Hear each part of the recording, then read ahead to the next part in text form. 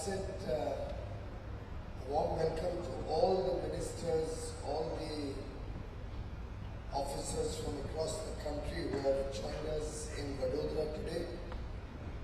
I'm grateful to all the secretaries for the comments earlier this morning for setting the context of the two-day Power Ministers Conference. We are meeting after 4 months. We last met in June. It's now October. Sometimes looking at the agenda, I think it may be a good idea to make it triennial rather than biennial. Looking at the number of things that we get to learn from all of you, that we get to discuss and exchange views on. And even when we were finalizing the agenda for this two-day conference, there was a great pressure to compress time and cover a wider number of subjects. But we prefer to keep fewer subjects so that we can have focused and more extensive discussions on the subjects. A new initiative we thought will start is we'll request the Honorable Minister host state to co-chair the Power Ministers Conference. So I'm delighted to share my colleague Shri Chimanbhai Sapariyaji is with me. He will be co-chair of the conference. And I'd like to thank you, Chimanbhai, for all the support that Gujarat government, your colleagues, and particularly the organizers of Switch have extended to make this whole stay and the facilities outstanding. I'm sure all my colleagues who have been with me for the last 4 conferences will agree. We've never had this kind of facilities in any of our conferences. We're usually all bundled into a room trying to squeeze in space. But I doubt we've had such good air conditioning, such elaborate arrangements in any of our earlier Power Ministers conferences. So thank you, Chimanbhai. A big thank you to Saurabhbhai Patel, former Minister of Gujarat. We'll thank them personally in the afternoon or later in the evening. And to Amit Bhatnagar and his whole team of Switch and all these young volunteers who spent a great deal of time and effort ensuring these perfect arrangements. I'm sure you're all aware, Vadodara had torrential rains in the last 3 days before Switch started yesterday. In fact, the photographs I got day before yesterday of the rain and of the flooding, I almost had half a mind to call off the conference. But the grit and determination of the officers of Gujarat and the organizers of Switch have helped us continue the conference, and I don't think, at least I have not found any shortcomings or limitations in the arrangements, and I do hope all of you are also equally comfortable, equally happy to be a part of this conference here. Of course, this evening the Honorable Chief Minister of Gujarat has invited all of us for dinner and celebrations of the Garba festival. It's the world's largest dance festival, which is why Vadodara is called the cultural capital of Gujarat. And it's truly, yesterday some of us were there, it's truly great fun. We really enjoyed the various dance forms that we saw in the youngsters, and actually all ages were performing. And there was an aarti and absolutely outstanding food. Today I'm told there's going to be Kathiawadi food. So I'm sure we'll all enjoy the delicacies of Gujarat this evening. And I would urge each one of you to try and be present there. I assure you, you will enjoy the evening that has been put together by the State Government of Gujarat and the organizers of Switch. We've had 3 ministries working in tandem for the first 2 years. Now we have a 4th ministry. The Mines Ministry has joined us. And to my mind, actually, it's really 2 ministries. Power and renewable energy is really one. And coal and mines is actually similar issues can easily work together as one ministry. So I would urge all of us to look at these 4 different areas of engagement in a spirit of cooperation, in a spirit of oneness, and in the spirit of focusing on national interest. Bharat का भविष्य और हमारे बच्चों का भविष्य हम सबके लिए सर्वप्रथम और प्रेरणा वाला विषय वही होना चाहिए, बजाय कि हम अपने अपने डिपार्टमेंट या अपने अपने राज्य की सिर्फ सोचें। और अगर हम सब मिलकर इस कॉन्फ्रेंस से ये मैसेज बाहर दें कि सभी राज्य और सभी राज्य के विभाग और केंद्र के डिपार्टमेंट्स, मिनिस्ट्रीज और केंद्र सरकार एकजुट होकर राष्ट्र के निर्माण में, राष्ट्र की सेवा में जुटी हुई है, तो मैं समझता हूँ इससे अच्छा मैसेज बाहर हम कुछ नहीं दे पाएंगे। ये चारों मंत्रालय आपके समक्ष हैं, उन्होंने एक कॉन्टेक्स्ट सेट किया है, क्या चर्चा का क्या क्या विषय रहेंगे आगे के 2 दिनों में, और मुझे पूरा विश्वास है कि ये चर्चा सार्थक रहेगी। This will be a engaging discussion, this will be a fruitful discussion, and the outcomes of the Power Ministers Conference, actually now it's Power and Mining Ministers Conference, and in some states it's Power, Renewable Energy and Mining Ministers. So we have 3 sets of ministers represented here today. All these issues will be taken up during the course of the next 2 days. I won't delve on all the issues, but as I was reading the document which sets out the various issues for consideration and which have been flagged off, including the minutes of the last conference, and I was seeing the detailed program of all the issues that we are going to discuss, I truly feel that we can use this opportunity to further take the sector forward on a fast-track basis. The problems will keep coming. Problems is a part of any ecosystem. The choice is whether we should focus on problems, because if we focus too much on problems, we'll only have more problems. But if we focus on possibilities, on outcomes, on solutions, my own sense is we'll all go back far more enlightened, and we'll go back with newer opportunities to do better performance in our states in conjunction with the efforts of the center.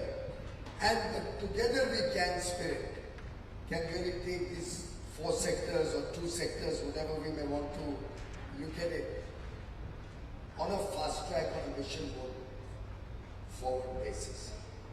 In fact, we've all heard the saying that the only constant is change. But I think improvement is the best change that there can be. And if we change and improve continuously, that's when we can reach perfection. That's when we can reach our final goals that we have set out to do. And I think Gujarat is a shining example. And we at the center have also focused our energies on good governance and good economics, because we believe that ultimately good governance and good economics makes for good politics also. The country today is very aspirational. The people of India understand what is good for them. The spread of connectivity through mobile technology, through internet, through the large web of television screens all across the country have made India a far more interconnected country. And people today are getting more and more aware of the possibilities and the opportunities in the outside world.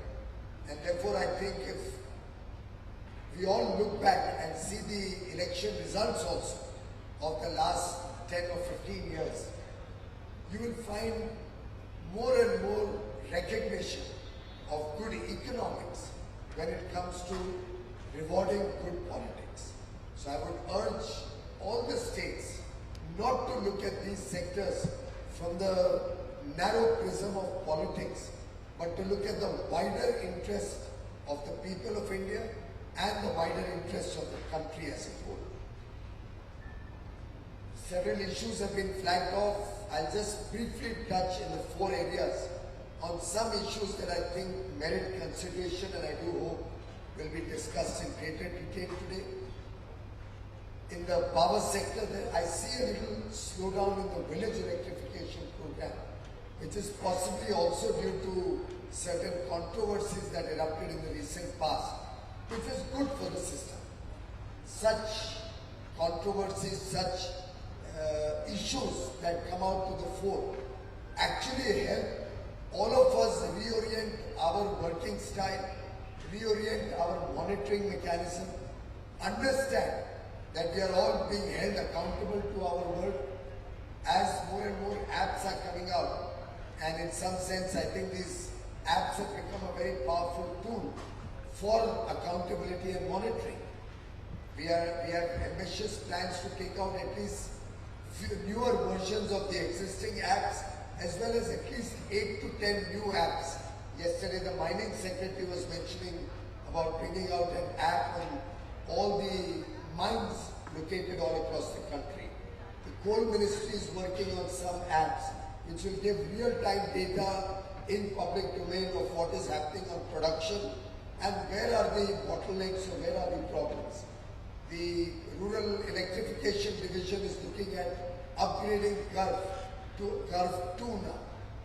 The app on Urja Mitra, the app which gives us the urban IPDS schemes, certainly needs to be upgraded further. Vidyut Prabha is going to go in for an overall which will further improve transparency.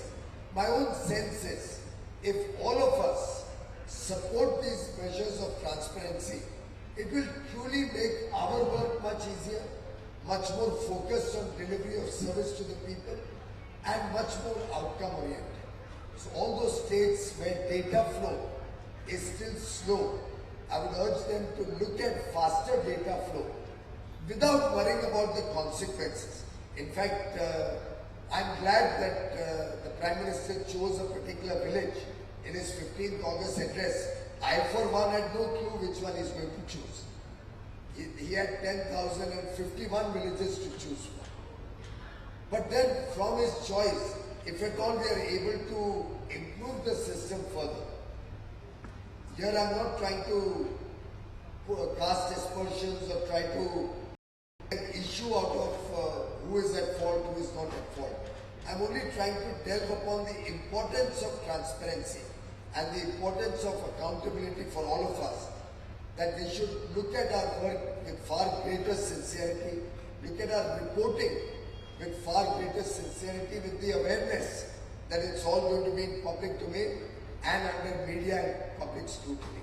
And therefore a little slowdown in village electrification, if it is only because we are reorienting ourselves to be far more responsive, then I'm glad.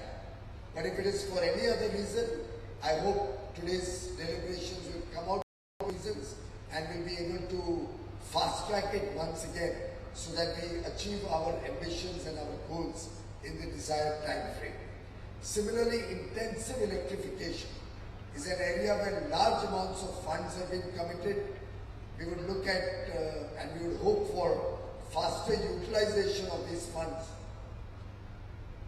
on the ground. The PPL families across India are covered under the Deen Dayal Upadhyaya Gram Jyoti Yojana and IPDS. We would urge you to ensure that not a single poor remains in the country who is not connected with electricity within the next 1.5 years. We had set ambitious timelines of December 2018, and it only means that we have about 2 years left, and if we keep a little margin, we really have only 1.5 years left to take electricity to every household in the country. States had also assured that they'll create enough TT capacity and try to get the above poverty line people also within the grid and clamp down on power theft so that that soft option of Katia connections is completely eliminated. I do hope today's deliberations will come up with workable solutions to ensure 100% electrification of households by December 2018, a commitment we all made in the last Power Ministers Conference in Goa. Uday is evolving. I understand that 16 states and union territories are already on board. Few of other states have given in principle approval. I would urge you to finish your agreements between the DISCOM states and the central government quickly, so that the benefits of UDAY can flow to those states also. There were certain glitches on the financial part of losses or the loss trajectory, which we have recently resolved, and I do hope that will also give a further impetus to UDAY. There are certain imperatives to the success of UDAY, which we will discuss later in the day. But my initial studies, and I've been holding periodic and regular reviews with some of the loss-making states and internally with all the departments, I'm quite satisfied with the progress of UDAY so far. There have been some articles that this has not resulted in significant power demand growth, but I do believe a comprehensive reform like UDAY, where we are not giving out goals, we are not giving out money to the states, we are not creating new headroom to cover the old losses and start borrowing afresh. We cannot give us results overnight. We cannot see power demand suddenly overnight increasing just because of UDAY. Because we have actually clamped down on funds and clamped down on inefficiency and made it more a self-policing, a scheme where all of us will have to work hard and will have to turn around our DISCOMs through our collective efforts, not through additional borrowings and not through goals and grants. And I think that's the only way we can finally set at rest the problems of the power sector. We are only about 6 or 7 months old in UDAY. The first agreements were made in February, March last year. The first bonds were issued only towards the last week of March last year. So we are only about 6 months into UDAY. And for the first 6 months of such a comprehensive reform, I'm extremely satisfied with the support and encouraging response that UDAY has got. But I must say that UDAY will stop, the ability to join UDAY will stop on 31st March 2017, which means you cannot issue any bonds if of that first 50% of borrowing as on 30th September 2015 beyond 31st March, which means states will have to make up their mind whether they want to join or not join within the next 45 days or so. And beyond that, it will take another month and a half to do the agreement with the state, and then they'll have to start preparing to get government approval and RBI approval to start issuing bonds. So if you really want to be a part of UDAY, my own sense is the window for all of you, some of the union territories and some of the smaller northeastern states have yet to agree to join UDAY. 3 or 4 of the larger states are left, but I'm given to understand that dialogue with all of them is at an advanced stage, and within the next few weeks, some of them within the next few days are going to join UDAY. So I think my own sense is that there is a possibility that a voluntary scheme like UDAY will have pan-India 100% acceptance, and I do seek your blessings and support to make that happen. In terms of coal, Secretary Coal rightly flagged off some of the successes and some of the issues. Import substitution is an issue on which the Coal Ministry is working very actively. All the states and government companies are already almost on board. Anybody left, I do hope by tomorrow we'll be able to get all of you to agree that we should stop importing coal. And then we are also going to be having a discussion with private players to see how we can bring down coal imports, particularly of thermal coal, to the highest extent possible, even for those plants which are import-based, by blending maybe to 30%, 40%, whatever is technically maximum feasible, for which we'll give the higher grades of coal, which can help to blend with imported coal and still use the technologies that are on hand. In mines, Secretary Mines has very rightly pointed out that we are looking at a faster exploration, both through satellite imagery and through using the government companies so that the first stage exploration, where there is very little interest for auction or bidding process to take place, the first stage exploration we are trying to fast track almost on a contractual basis so that we can do the actual auction of prospecting leases and mining leases as we go forward. I'm glad that some of the auctions that have recently been held, particularly in the state of, have shown where auction of mines has taken place. There's one more auction which I think is happening or is going to happen. Madhya Pradesh diamond mine is going to happen soon. That's the first phase of auctions. I would request the Mines Ministry to start working on the next phase of auctions quickly, and I would urge all those states which have not yet fast-tracked their auction process or not yet joined the DMF, the District Mineral Fund, to kindly do that ASAP. The Honorable Prime Minister took it up in Pragati last Wednesday, and there are certain states which need to really work on their district mineral funds very, very quickly. We are also appealing to all the states. I'm also in dialogue with the Environment Ministry. It has been given the 2-year window from 2015 January to January 2017. There are about more than 200 mining leases who have to complete their whole legal processes by January 2017. It's a very, very serious area of concern. I'm looking to work with the Environment Ministry, but I would urge all the states, wherever such any process of that mining lease is pending at the state level, to kindly fast track it so that before January 2017, every mining lease from amongst these older approvals is completed. I think has already been notified. The contribution to the District Mineral Fund for all mines, including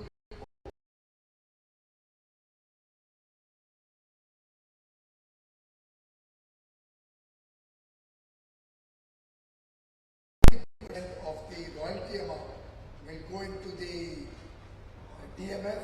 It's the right of the mining areas, it's the right of the tribals, particularly living in the mining areas, to receive this money for their welfare, for local benefits, and after consideration and legal validation and consultation, we have come to the conclusion that even for coal, the DMF will be payable from 12th January 2015. And I would urge all the states and other GENCOs to ensure that that is duly paid and necessary adjustments in their costing is done through the state regulators. Our focus on mines, just like as in coal, will be on transparency in the days ahead, and we are going to continue to expand our efforts on transparency, about which we'll discuss when mines comes up for discussion. In renewable energy, we have thought of focus on wind and hydro this year. We are looking at seeing, and we are going to discuss with all of you, whether hydro should be considered as renewable power going forward. And that doesn't mean our INDCs will fall or we'll meet our 175 gigawatts by adding hydro. Once we add hydro, large hydro, our INDCs will probably expand to 225 megawatts.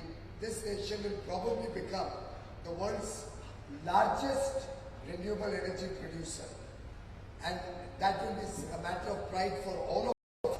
And I do hope when we discuss renewable, I'm able to show you that renewable energy is not a burden on your state. In fact, it is a jewel of success in your state.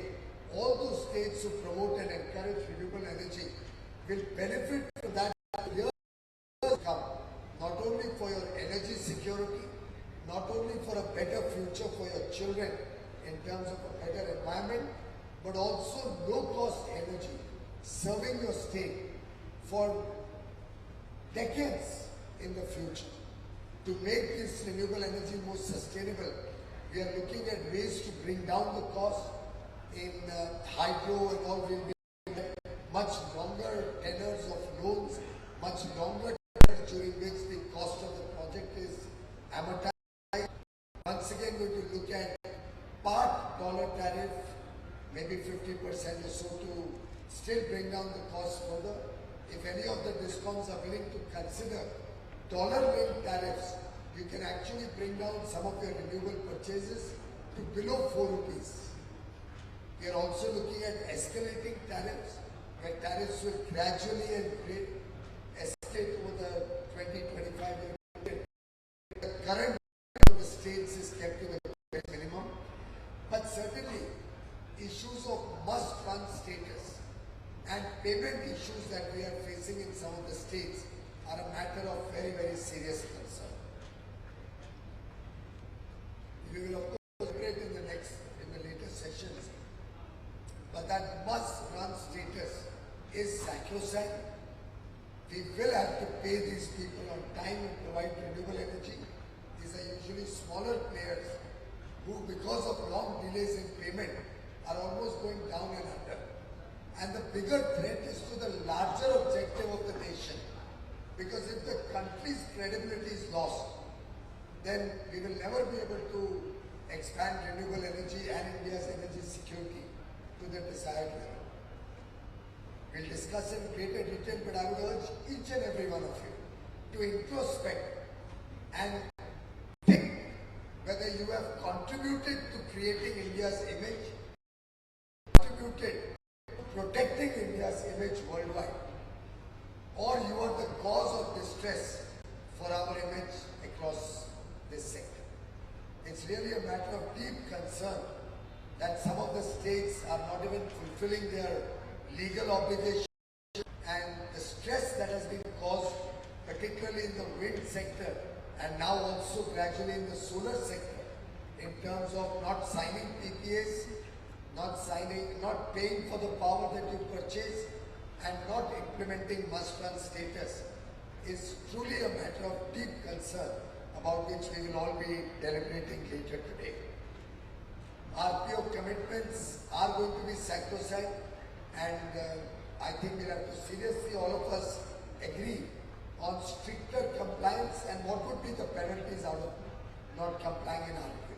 After all, it cannot be that 20 out of the 29 states comply or 25 states comply, and 3 or 4 states choose not to comply arbitrarily. There will have to be a level playing field for all the states in this respect, and if we all work together in this spirit, I have no doubt in my mind, our sector can be the driving force behind India's economic growth, behind the welfare and prosperity of the people of India, the people of each one of your states, and power demand, which can, to my mind, grow in double digit if we all put our heads together, can become the fulcrum of the future growth and prosperity of India. I do hope to receive your support, your encouragement and your blessings to make this happen. My best wishes to all of you on this festive occasion of Navratri, followed by Dasara, followed by Diwali, followed by Christmas and the New Year. It's a great festive season ahead. I wish you, your families and your states and the people of your states season's greetings and wonderful days ahead. Thank you very much.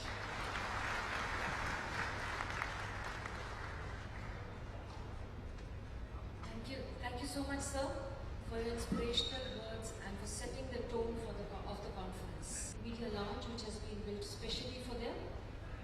All the volunteers to please guide and assist the media personnel out of the hall into the lounge, please. I repeat, all media personnel, please wind up and proceed to the